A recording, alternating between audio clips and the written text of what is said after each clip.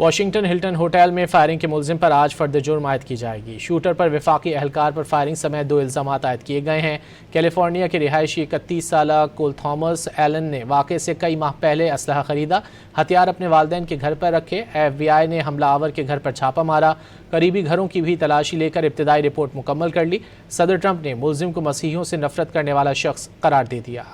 Washington Hilton hotel میں firing کے ملزم پر آج فرد جرم عائد کی جائے گی۔ قائم مقام امریکی اٹارنی جنرل کے مطابق ملزم کول تھامس ایلن تفتیش میں تعاون نہیں کر رہا۔ شوٹر پر اسلحہ رکھنے اور وفاقی اہلکار پر فائرنگ کے الزامات عائد کیے گئے۔ پریس ڈنر میں فائرنگ کے واقعے کے محرکات تاحال واضح نہیں ہو سکیں۔ FBI کیلیفورنیا کے علاقے ٹورنس میں گرفتار ملزم کے گھر اور اطراف میں تحقیقات کر رہی ہے۔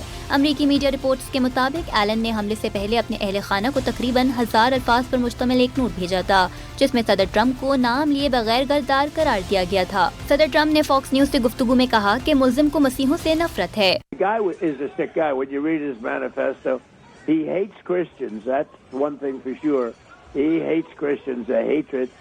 And I think his sister or his brother actually was complaining about it. You know, they were even complaining to law enforcement.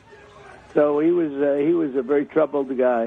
دوسری جانب امریکی سیکیورٹی نظام پر بھی سوالات اٹھ کھڑے ہوئے۔ CCTV فوٹیج میں دیکھا جا سکتا ہے کہ حملہ آور بڑی آسانی سے سیکیورٹی اہلکاروں کو چکمہ دے کر ہوٹل میں داخل ہوا۔ 31 سالہ ملزم کول تھامس ایلن کیلیفورنیا کا رہائشی تھا۔ ملزم کیلیفورنیا انسٹی ٹیوٹ آف ٹیکنالوجی کا گریجویٹ اور انجینئرنگ کی تعلیم حاصل کر رہا تھا۔